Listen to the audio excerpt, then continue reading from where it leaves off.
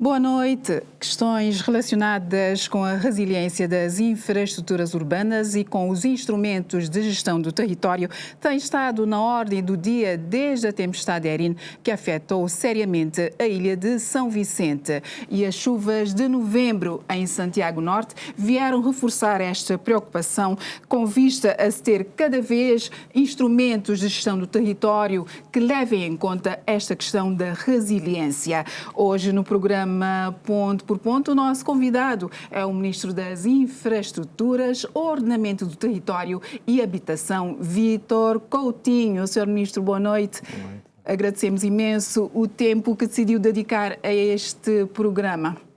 É sempre um prazer estar aqui, falar para Cabo Verde, falar para os cabo-verdianos, tanto aqui como na diáspora, sobre essas áreas todas que estão sob as minhas responsabilidades de desenvolvimento do território, a habitação e as infraestruturas. Para.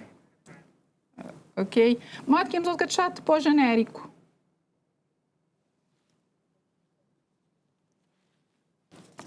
José Papara. Vamos.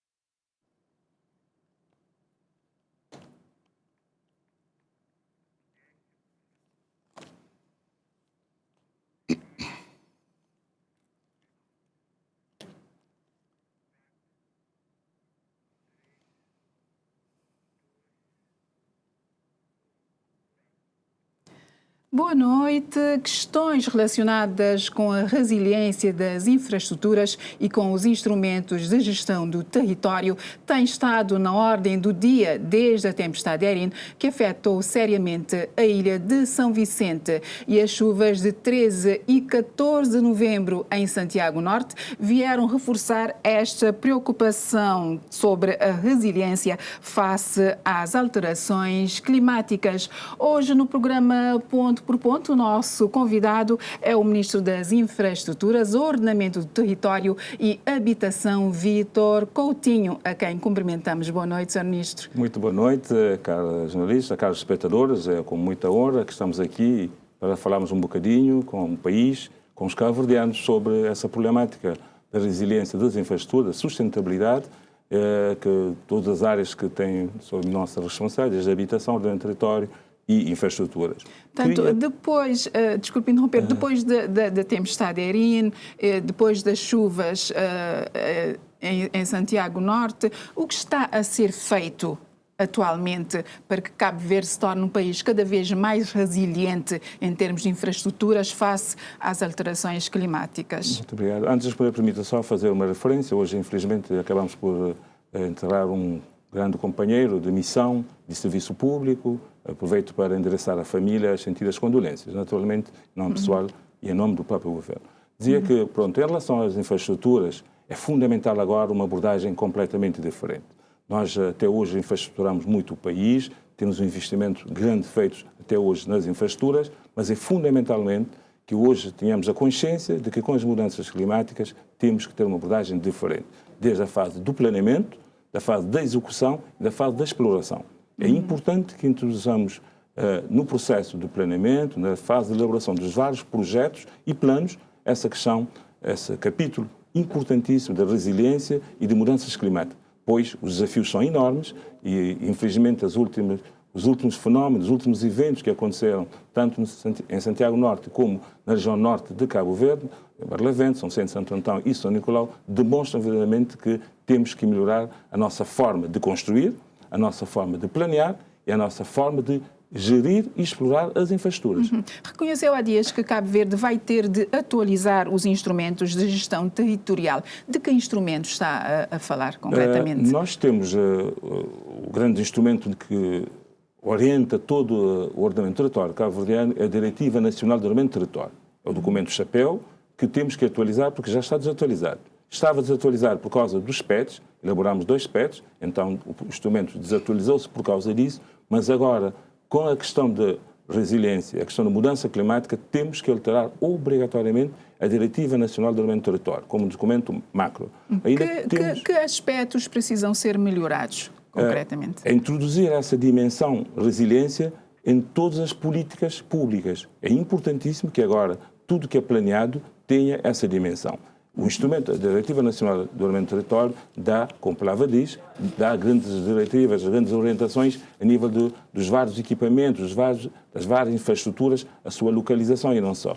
Então, é fundamental que agora, quando nós determinamos a necessidade de construir uma infraestrutura, essa infraestrutura tem que ser dimensionada nessa perspectiva e tem que ser localizada tendo em conta a questão das mudanças climáticas, porque já vimos que os eventos extremos que aconteceram nos últimos tempos demonstra que temos que repensar as infraestruturas, sob pena de as infraestruturas ficarem muito expostas às intempéries e perder o nível de serviço. É importante, então, que sejam pensados. Ainda temos um outro instrumento importantíssimo que estamos a elaborar, que é o Plano Nacional das Infraestruturas. Esse plano também tem que dimensionar as infraestruturas bem, tem que localizar as infraestruturas bem, para podermos ter infraestruturas que tenham um tempo útil de vida, que nós projetamos para 30, 40 ou 50 anos. Então, as infraestruturas têm que servir nesse período de tempo. Claro que é obrigatório fazer a manutenção para garantir o tempo de vida útil das infraestruturas. Quer dizer que vai-se ter de reforçar a fiscalização na construção das infraestruturas? Naturalmente que reforçamos o planeamento, reforçando a forma de construir. Temos de construir agora com mais solidez, reforçar a forma de construir. Então, teremos naturalmente, obrigatoriamente, ter uma melhor fiscalização e uma melhor manutenção e gestão das infraestruturas. Porque a infraestrutura é construída para servir a determinada função. Então, quando se constrói, é importantíssimo construir e pensar na manutenção. Ter sempre associado a uma infraestrutura um plano de manutenção. Tanto a manutenção corretiva como a manutenção preventiva, para evitar situações de perda da estrutura ou perda da própria funcionalidade da infraestrutura. Então é importante que pensemos agora de forma mais global, de forma mais integrada a infraestruturação do país. Qualquer infraestrutura, desde uma pequena infraestrutura até uma infraestrutura de maior dimensão. E a diretora executiva da ONU Habitat visitou Cabo Verde para ver de que forma essa agência da ONU poderá apoiar o país nesta questão. O que ficou assente? Nós temos uma parceria estratégica com a ONU Habitat desde longos anos atrás e neste momento é fundamental novamente a revisão dos planos da Política Nacional do Habitat, do perfil do habitat, recalcular o déficit qualitativo e o déficit quantitativo da habitação e ter os instrumentos tanto nacional do habitat como os planos municipais de habitação. Então é aqui que reside a parceria que temos com a ONU Habitat, de dar-nos assistência técnica ou a consultoria para nós elaborarmos os instrumentos nacionais de habitação, assim como os instrumentos municipais de habitação. E conseguimos, durante 3 dias de visita, é a primeira vez que a diretora executiva do ONU Habitat visita Cabo Verde, aproveitamos essa oportunidade para nós discutirmos, aprofundarmos como financiar a assistência técnica para a elaboração desses instrumentos que são fundamentais para orientar a política de habitação nacional. Portanto, ainda no que tange aos instrumentos de ordenamento do território, portanto, existem instrumentos de cariz municipal e existem aqueles de cariz mais nacional.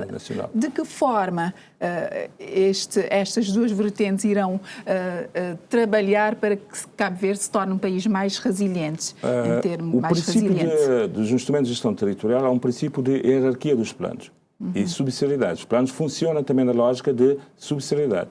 Há a hierarquia aos planos nacionais, os planos regionais, que é o esquema regional do ordenamento do território das ilhas, e há depois, logo a seguir, de competência municipal, o plano diretor municipal, o plano de drenagem pluvial, que é fundamental que os municípios tenham agora um plano municipal de drenagem, assim como a cartografia de risco por cada município, os planos de detalhe e os planos setoriais e os planos especiais. Então, todos esses instrumentos devem se conformar e estar alinhados com a Diretiva Nacional do Ordenamento do Território, sob pena de termos contradição a nível do próprio sistema do planeamento. Então, é importantíssimo que todos E temos que começar pelos planos nacionais, naturalmente. E tinham ou não tinham planos de drenagem, planos de cartografia de risco? A cartografia de risco existe.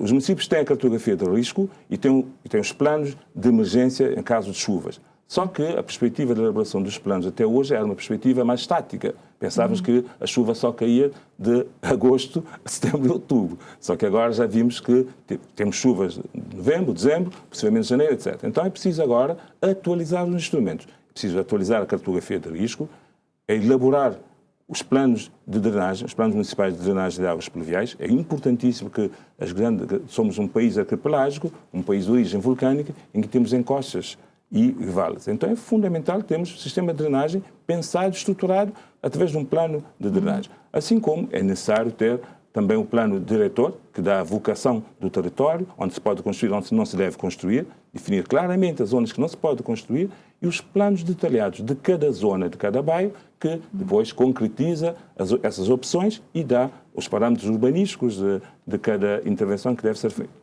Qual é o prazo para que os municípios tenham plano de drenagem e cartografia de risco? A ideia é, neste momento, há alguns planos diretores municipais em elaboração, com o cofinanciamento do próprio município, do próprio governo. Estamos a cofinanciar, os municípios também entram com uma parte de verba para atualizar ou fazer a revisão dos planos, porque o plano diretor municipal tem um tempo de vida. Quase todos estão já a perder a validade. Temos que, então, fazer a revisão e atualização dos planos diretores municipais de todos os municípios, globalmente. Todos os municípios tinham planos diretores municipais até agora? Quase todos, salvo um ou outro que não tinha, mas a grande maioria tinha planos diretores. Só que muitos tinham planos desatualizados, já que caducaram em termos de validade. Então tem-se agora fazer a revisão e a atualização desses instrumentos fundamentais. São Vicente tinha ou não tinha um plano diretor municipal, um PDM? Não tinha, neste momento, já lançaram um concurso para fazer um novo plano diretor municipal. Isso é fundamental, é pensar o futuro. São Vicente já lançou o concurso para a elaboração do novo PDM de São Vicente, que vai incorporar essa dimensão mudança climática de certeza absoluta. Então isso é fundamental, ter novos instrumentos para ajudar a disciplinar a ocupação do território, ajudar a fazer a gestão territorial. Isso é importantíssimo que os municípios tenham essa consciência. Depois do PDM é ter os planos de detalhe das zonas, principalmente das zonas de maior risco, ter a cartografia de risco, que é fundamental, e os municípios devem sempre, agora, atualizar os planos de emergência. Porque todos os municípios têm um plano que sempre eram aprovados na véspera das chuvas. Só que agora não sabemos quando que é a chuva, então é importante atualizar sempre e ter sempre esse instrumento também atualizado para poder, em caso de necessidade, pôr em prática. Sr. Ministro, e quando são as próprias autoridades municipais a desrespeitar ou a ignorar as orientações dos PDM, o que o Governo Central pode fazer? O Governo tem competência, naturalmente, porque os planos são ratificados pelo Governo. Há uma responsabilidade a nível municipal. Quem elabora os planos é o município, quem aprova é a Câmara e a Assembleia Municipal. No fim do processo, é a Assembleia Municipal que aprova o plano diretor municipal, mas o Governo ratifica os planos. Aí que reside o grande problema. A nossa responsabilidade também é coletiva, porque o território é único, não há território só e só municipal. O país é único, então todo o território está sujeito a uma harmonização de intervenção. E há as outras autoridades também que entram. Há a autoridade mesmo, o Instituto Marítimo Portuário, o Instituto Nacional de Gestão Territorial, que é o NGT, que está sob a nossa dependência, tem as áreas da Ribeira, tem também servidão da Ribeira que não deve ser ocupada, as servidões das estradas nacionais, as servidões administrativas da Aeronáutica Civil, das zonas de telecomunicações, quer dizer, são todas autoridades que intervêm nesses domínios, que têm sempre faixas do território nacional que exercem autoridade diretamente. A Direção Nacional do Ambiente também, que é autoridade. Então, essas autoridades todas, incluindo os municípios e o Governo, têm a obrigação de garantir a implementação e a monitorização da implementação dos planos. E que reside o grande problema. Verdadeiramente temos registrado alguma fragilidade. E mesmo os tribunais têm competência. Competência não é só administrativa, tem competência também judicial e criminal. Porque há crimes ambientais. Quando se autoriza, por exemplo, construção de um prédio no leito de uma ribeira, com autorização da Câmara Municipal, ou não sei, o que pode ser feito, o que o cidadão pode fazer, os tribunais? O cidadão pode fazer duas intervenções, ou administrativa ou judicial. Porquê? Porque se a leito da ribeira é considerado domínio público do Estado, é domínio público público, não se pode construir. É considerado uma zona não edificante, que não se pode edificar. Se o PDM diz que não é edificante, os planos diretores dizem que também aquela zona não é zona edificante. E mesmo a servidão das Ribeiras, que é do domínio público, diz que aquela é servidão pública, não se pode edificar, então, naturalmente, que compete, tanto do ponto de vista administrativo, as várias autoridades, aqui entre a autoridade também do Ministério da Agricultura, entre o NGT e entre outras autoridades também que entram nesse domínio da proteção da ribeira. Assim como os tribunais têm competência, porque é um crime público, um crime ambiental, que também a Direção Nacional do Ambiente pode acionar. Então, há aqui vários instrumentos combinados que o cidadão pode fazer. Também, claro, que o NGT pode e deve fazer também. Se aquela zona está sob efeito de um plano, tem que se cumprir o plano. Só que tem muitas zonas que não estão sob efeito do plano. Aí há essa omissão. Quando há vazio, infelizmente, pode-se entrar depois aí numa questão de interpretação, que às vezes tem que ser mesmo o Tribunal a dirimir essa questão. Sr. Ministro, o que está a ser feito, o que já foi feito desde agosto, esta parte, para corrigir as fragilidades que ficaram mais do que evidentes após a tempestade Irene em São Vicente, sobretudo São Vicente? Após qualquer desastre, como o caso de São Vicente, que foi uma calamidade, na sequência de uma tempestade Irene, e mesmo o fenómeno de chuvas anormais diluvianas que aconteceram no Santiago Norte, há sempre aquele momento emergencial. Na urgência, temos que fazer o quê? Limpeza e garantir o acesso às comunidades, porque muitas comunidades ficaram isoladas. Já foi feito. Isso e agora? Foi feito. Agora iniciamos o processo da reconstrução. Reconstruir melhor. É reconstruir as infraestruturas, garantir pelo menos o nível de serviço que tínhamos antes da tempestade ou antes das chuvas que aconteceram. É garantir um mínimo nível de serviço. Depois, é reforçar as intervenções. As infraestruturas devem ser reconstruídas melhor, até um princípio fundamental. Em que fase estamos neste momento? Neste momento, já concluímos a fase emergencial e urgencial, terminamos, agora estamos na fase de reconstrução. Estamos a reconstruir as vias de acesso, as estradas que foram danificadas, um conjunto de infraestruturas e edifícios que também sofreram muito com as chuvas, estamos nessa fase. Em São Vicente, tínhamos um projeto de intervenção até próximo ano, para 25, 26, em 4 milhões de contos. Neste momento, até o final do ano, já mobilizamos 1,2 milhões de contos, com garantia de financiamento. Estão em curso, neste momento, obras de 1,2 milhões de contos em São Vicente, São Nicolau e Santo Antão, em várias áreas, desde vias, drenagens, habitação, edifícios públicos e no domínio agrícola também estamos a intervir nessas áreas que são fundamentais. Só a nível de infraestruturas, porque há agora um conjunto de programas na área de proteção social, proteção económica, etc., que não depende do nosso Ministério, naturalmente. Aqui, em Santiago Norte, o que é que temos nesse momento? Já identificamos todas as intervenções que devem ser feitas de 2,4 milhões de contos de intervenção nas áreas de infraestruturas, vias, estradas, etc., e infraestruturas rurais de engenharia hidráulica. Também diques, barragens, proteção, socalcos e um conjunto de intervenções rurais que devem ser feitas. Estamos, nesse momento, a mobilizar, até o final deste ano, estamos em curso, nesse momento, obras que ultrapassam os 500 mil contos, que estão em curso nesse momento,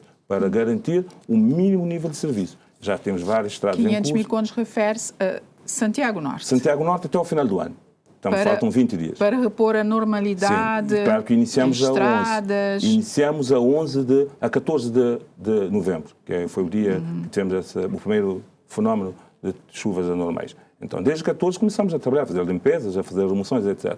E até ao final do ano estamos a projetar cerca de 500 mil contos para garantir o normal funcionamento, para que passamos o Natal com pelo menos as infraestruturas mais expostas que é possível fazer. Porque há intervenções que são de fundo, temos que recalcular, reprojetar, repensar, que mesmo a intervenção, a forma de intervir, é muito mais exigente. Algumas passagens hidráulicas, passagens da água que temos aí que refazer, reconstruir, reforçar, então isso vai levar algum tempinho até a sua reconstrução. Mas no imediato, as vias mais expostas, as vias que implicam e têm maior necessidade, estamos a intervir e nesse momento estão em curso obras em quase todos os 4 municípios e as ribeiras limítrofes que têm alguma ligação com os 4 municípios. Estas intempéries vieram trazer a questão da qualidade das obras e quem se responsabiliza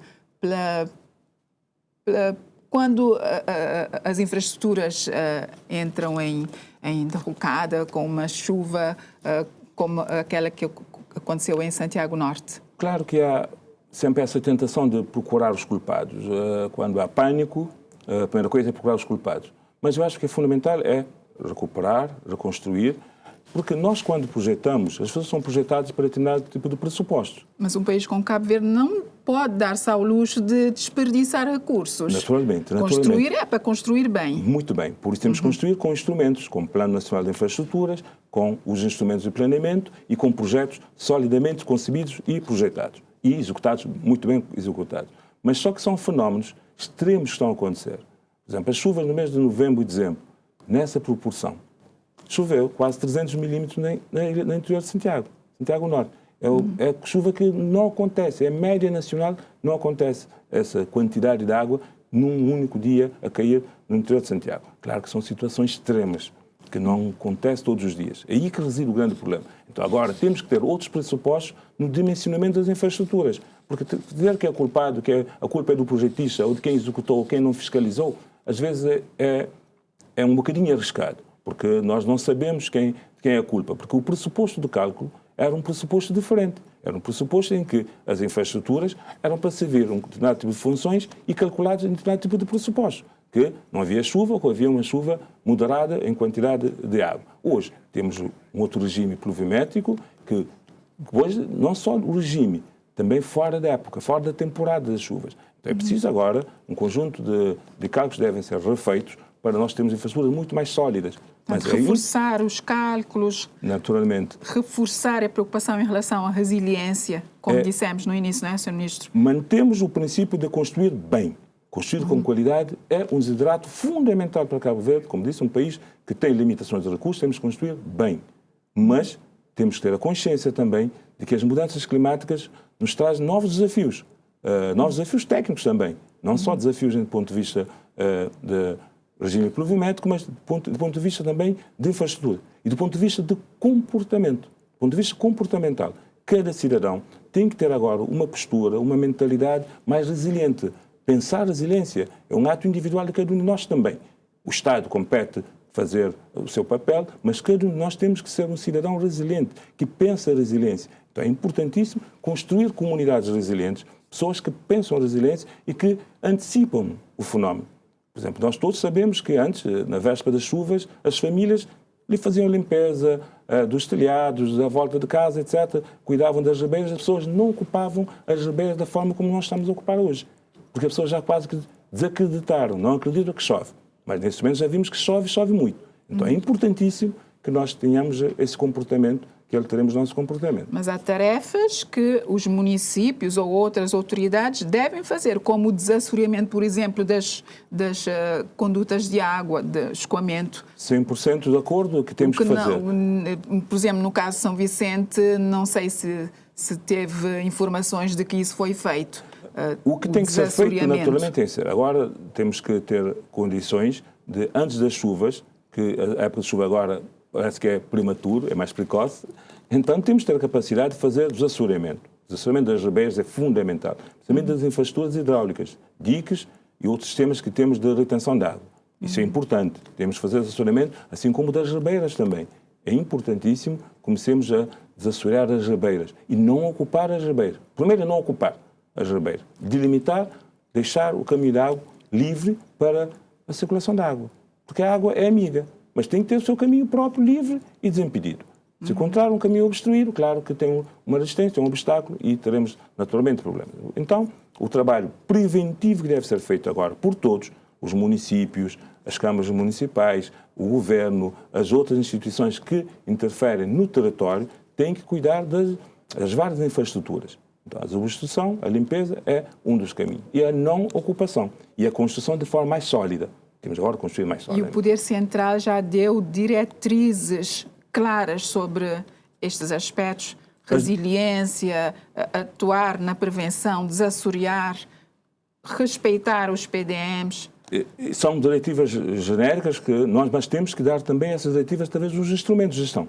Por isso que eu estou a falar da atualização dos vários instrumentos. As diretivas são vinculativas, porque a diretiva nacional é lei. Então é de cumprimento obrigatório por todos. Então, quando temos uma diretiva nacional ou outro instrumento de gestão territorial, é lei e todos são obrigados a cumprir. E é aí que reside a força dos instrumentos de gestão territorial. porque é de cumprimento obrigatório. Tem que ser publicado para poder ter eficácia externa e todos cumprirem obrigatoriamente. Então, aí deixa de ser orientação genérica para ser uma lei, que todos nós temos a obrigação de cumprir. Mas é importante que, sim, o governo tem que fazer a sua parte, tem que ser muito mais exigente com os municípios, com as outras empresas e instituições que interferem no território e garantir que, quando nós construímos, estamos nesse momento a construir uma rede de estradas, por exemplo, temos que construir estradas muito mais sólidas. Temos essa consciência agora.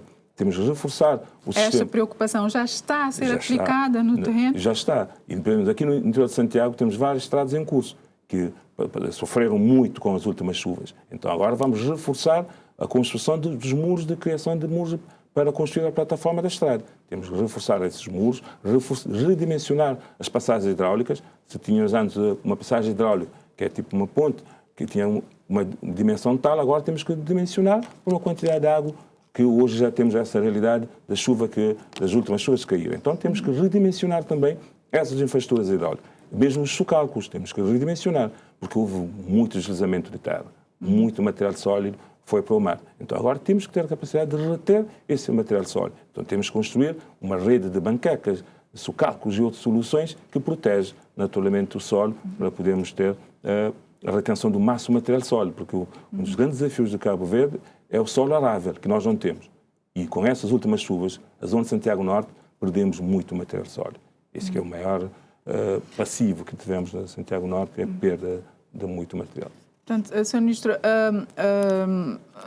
os eventos climáticos de agosto e novembro vieram mostrar também as fragilidades de Cabo Verde em termos de habitação. No caso de São Vicente, por exemplo, muitas casas de tambor, as casas de lata, casas frágeis construídas nas encostas. Este cenário repete-se um pouco por todo o país. Quais são as preocupações no concernente à habitação? Esse é um desafio sério, porque estamos a falar de vidas humanas, não estamos a falar só de casas. O número de déficit qualitativo, da falta de qualidade das casas, estamos a falar de mais de 50 mil casas. O déficit quantitativo, estamos a falar de volta de 15 mil casas. Mas o problema é que são vidas humanas. Quando falamos de 50 mil casas, são quase 200 mil pessoas. Tivemos 4 pessoas por cada família. Então, isso é um desafio sério. E aí que reside a diferença entre os dois fenómenos climáticos que aconteceram em São Vicente e Santiago Norte. São Vicente foi mais na zona urbana, e Santiago Norte foi mais na zona rural agrícola. Por isso que as perdas são mais no campo, e em São Vicente são perdas mais a nível das habitações, e infelizmente tivemos inclusive a perda humana. Então, essas duas diferenças mostram-nos, sim, que temos que ter abordagens setoriais diferenciadas. É importante ter uma política de habitação para reduzir o déficit quantitativo. Estamos a construir, nesse momento, habitação a nível nacional, com um programa de construção de habitação de mais de 1.400 casas em construção nesse momento, a nível nacional. São centimos quase 400. Aqui na praia também a volta de 400. E em todas as ilhas, salvo Brava e Maio, temos construção de habitação nesse momento. O que é que temos que fazer? Por isso que devemos ter uma resposta rápida em São Vicente. Já tínhamos algum estoque de casas disponível. O realojamento foi feito rapidamente para aquelas casas, aquela zona perto da Beira-Julião. Restam famílias por realojar? Neste momento, 4 ou 5 que estão a faltar, mas estão neste momento a construir mais 22 casas do mesmo calibre para o seguimento de pessoas que estão neste momento em sistema de arrendamento, mas é um número residual. 60 estão realojadas em São Vicente. Então, conseguimos responder. Mas há um problema do déficit qualitativo. Respondemos pessoas que perderam casa ou não tinham condições de alojamento. Agora, o problema do déficit qualitativo, da reabilitação das casas, que é preciso atacar. E é um problema nacional sério. Neste momento, na praia, por exemplo, temos um programa financiado com o Banco Mundial de reabilitação de 500 casas. É uma experiência piloto, só para testarmos um modelo, mas é um número não tem grande significância porque a quantidade de necessidade é de longe superior à capacidade de resposta. Então é preciso agora reforçar a qualidade dessas construções, construir melhor, reabilitar melhor também essas casas para que garantam a segurança às famílias. Vai-se priorizar a construção ou a reabilitação? Temos que agir a duas frentes, porque não temos outras alternativas. Temos pessoas a viver em condições altamente precárias, que precisam de casas, que as casas devem ser reabilitadas e reforçadas a construção, e temos também que responder à demanda do déficit quantitativo, construir casas novas. Então temos que agir a duas frentes, mesmo as casas novas têm que ser feitas também para jovens, habitação social e para outro segmento social. Então é preciso aí combinar políticas de medidas para podermos ter respostas integradas, coletivas, porque não podemos agora dizer vamos só e só reabilitação, esquecemos o déficit quantitativo. Por falar em construir, há moradias do programa Casa para Todos que ainda estão fechadas, sem uso e que podem ser utilizadas, né, realojando pessoas? Neste momento não temos nenhuma residência por ocupar do programa Casa para Todos, que foi um programa muito complexo, que seria dar até fazer 2 programas ponto por ponto sobre essa temática, porque temos um desafio muito grande, foi a gestão do programa Casa para Todos. Um projeto que foi programado para 8.500 casas, no fim não conseguimos construir nem 6.000 casas. E foi o que foi, a nível de distribuição, do acesso, foi uma grande dor de cabeça. E agora temos um grande desafio, que é a gestão do condomínio social, que é um grande desafio que temos hoje, que gerir, para além do passivo financeiro, agora um passivo social muito complexo que temos de gerir. Mas não temos neste momento casas desocupadas, todas as que existiam já estão neste momento distribuídas, graças a um programa que fizemos com o Ministério da Educação, com o Ministério da Administração Interna, que as casas foram distribuídas para esse segmento de agentes de polícia e educação, etc.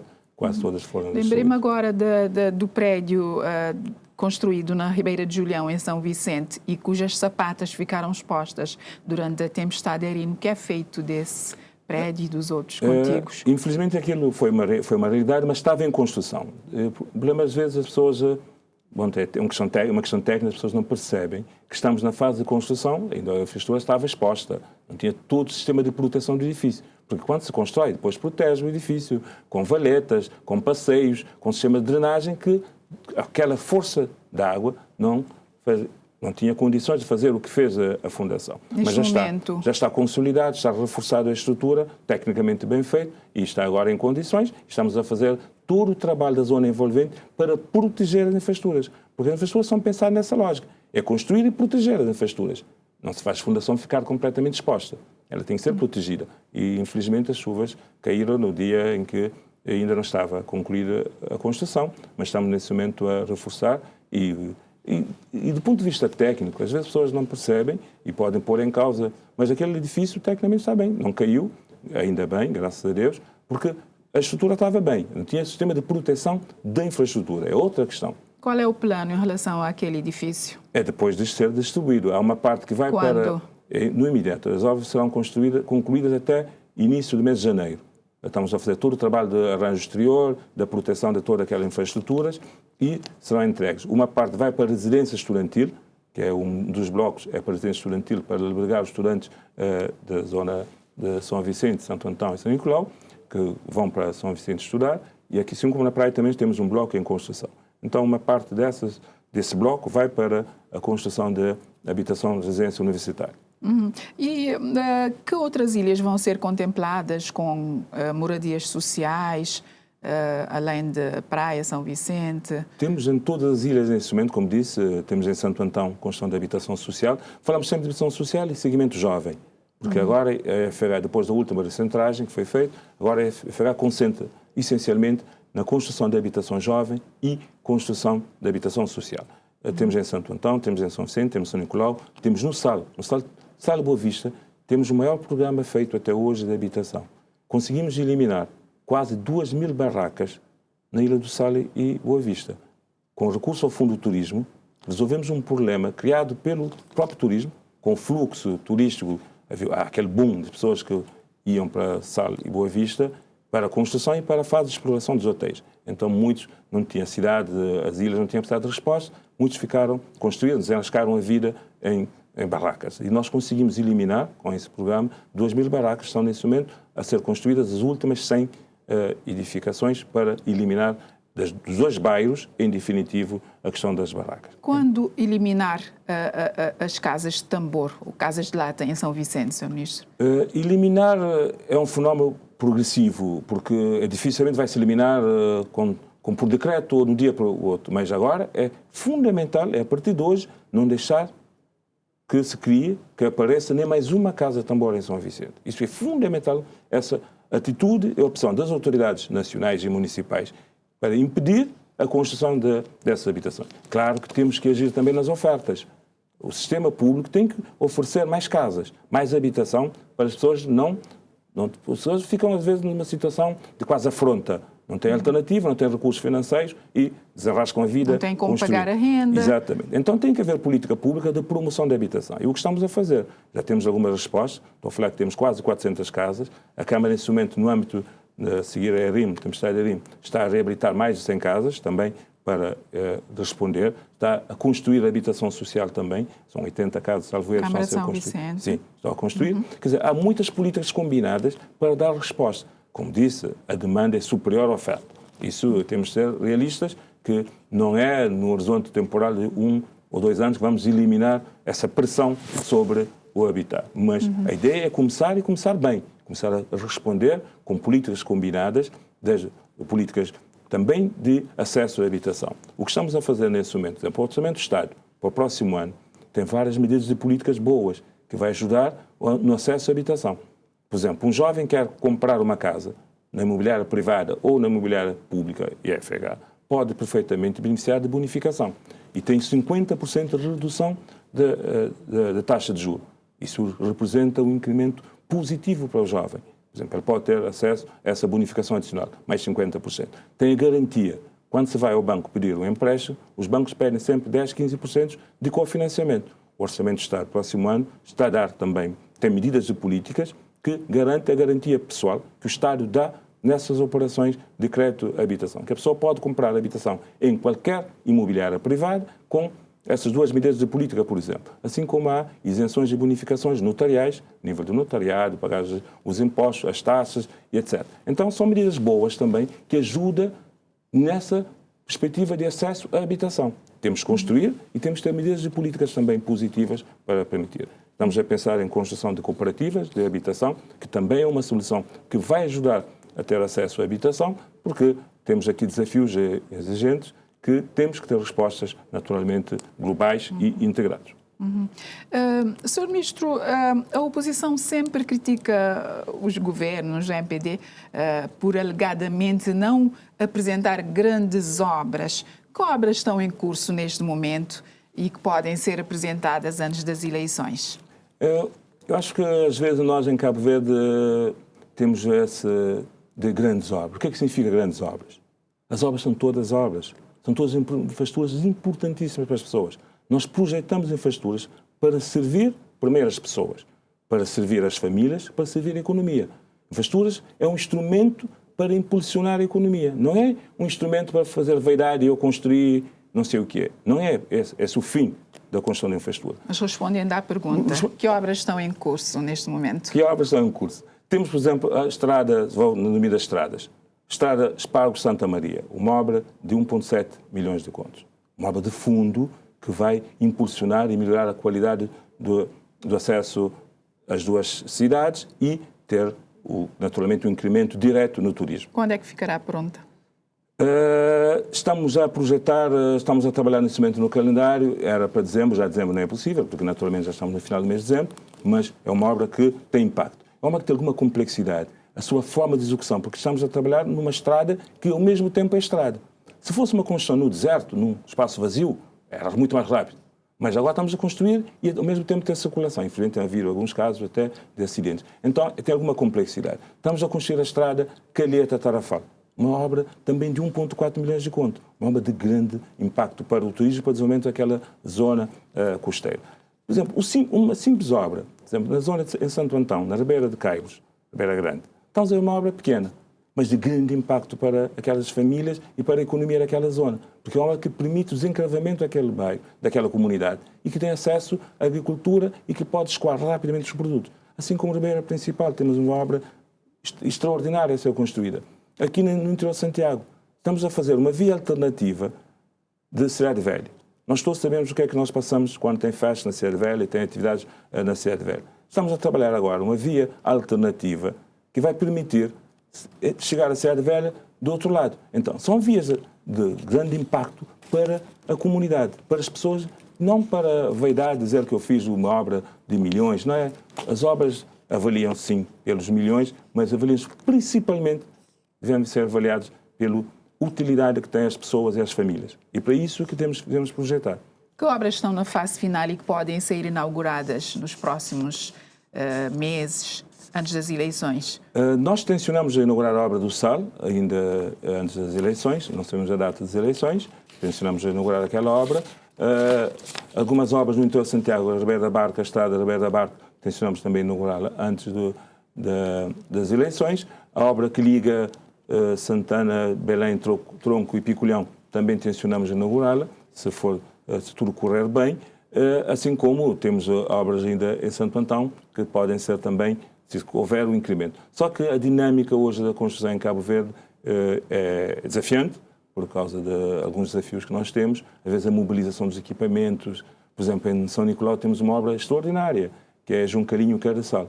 Mas tivemos o azar com aquele barco, perdemos alguns equipamentos, então a mobilização logística dos equipamentos, infelizmente, às vezes obriga-nos a alguns atrasos, mas tencionamos a concluir e ter um pacote de obras concluídas até as eleições. Então, falar do aeroporto para Santo Antão não saiu do papel ainda? Em que fase está? Em que pé está? Ainda em estudos? Está quase.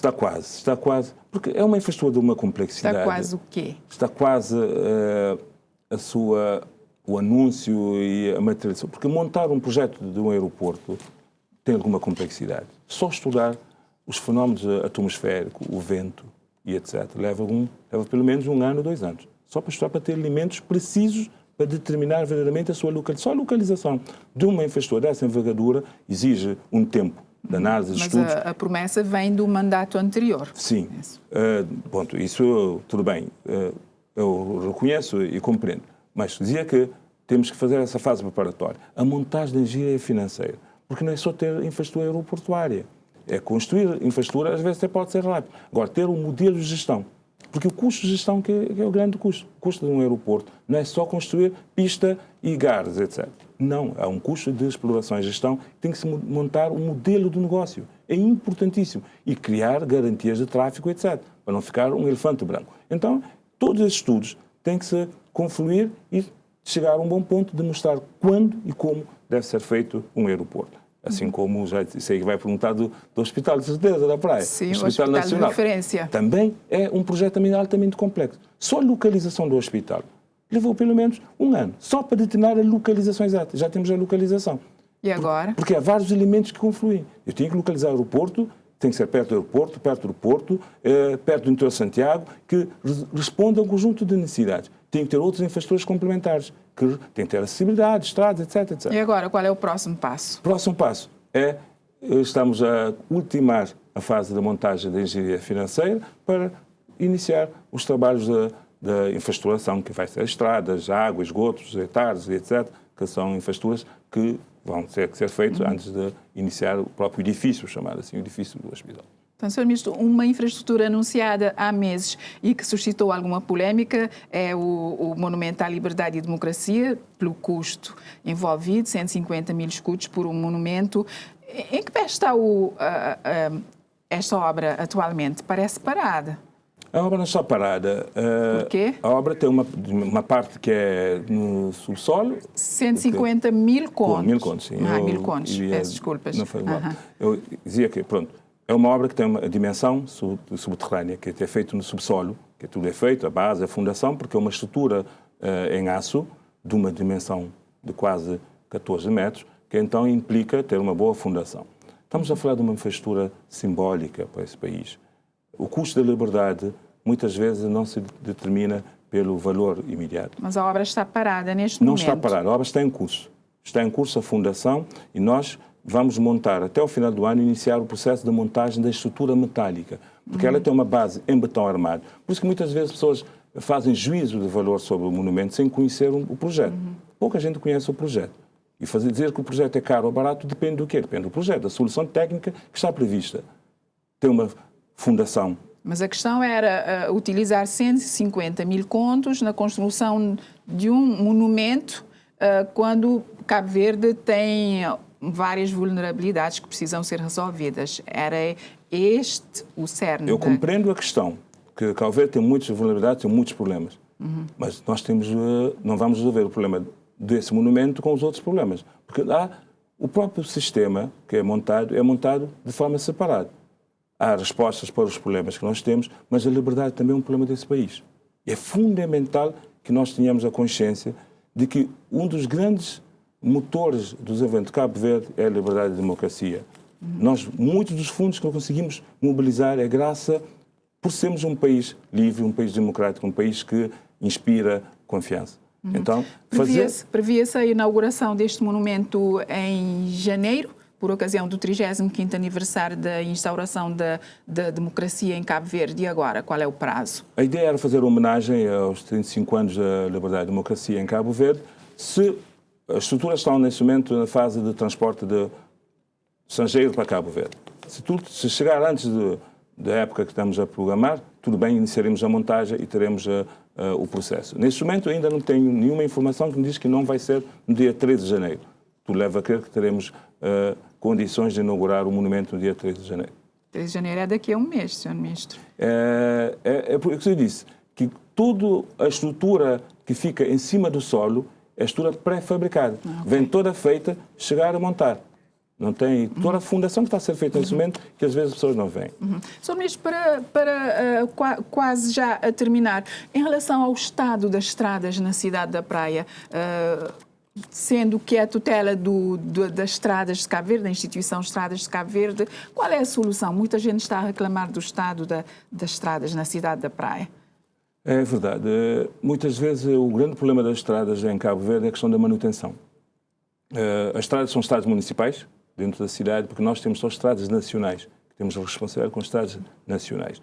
Claro que podemos intervir nas estradas municipais, estamos até a estudar, se o município não tiver condições, ou se o município solicitar o nosso apoio, podemos perfeitamente intervir nessas estradas municipais, dando a nossa contribuição para melhorar o nível de serviço, o nível de conforto da estrada. Mas é importante que nós tenhamos a consciência que temos que fazer a manutenção das estradas, porque quando se faz uma estrada asfaltada, depois das chuvas ficaram naturalmente piores. Porquê? Porque as estradas têm várias camadas. Tem a camada de regularização, tem a camada de desgaste.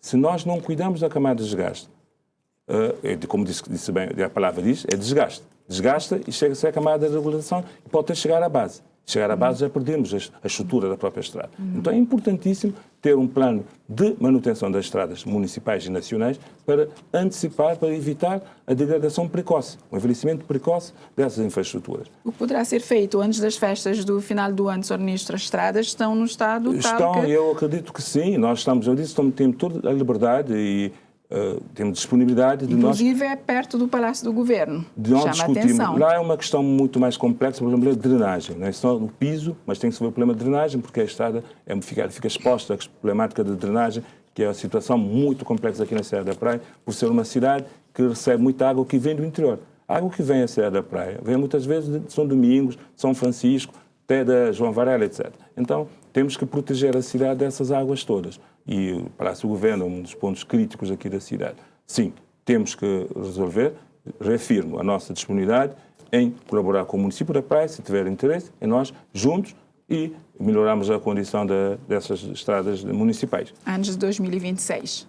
Já no imediato, se houver condições e abertura, podemos perfeitamente fazer um juntamento para nós oferecer à cidade e ao município, até para as festas de Natal, se for possível, uma intervenção de fundo nessas estradas, nas vias mais críticas, naturalmente.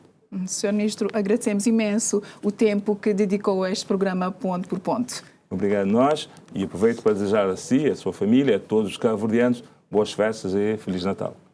Muito obrigada por ter estado aqui no programa Ponto por Ponto. Agradecemos também ao estimado telespectador por ter acompanhado. Fique bem, boa noite.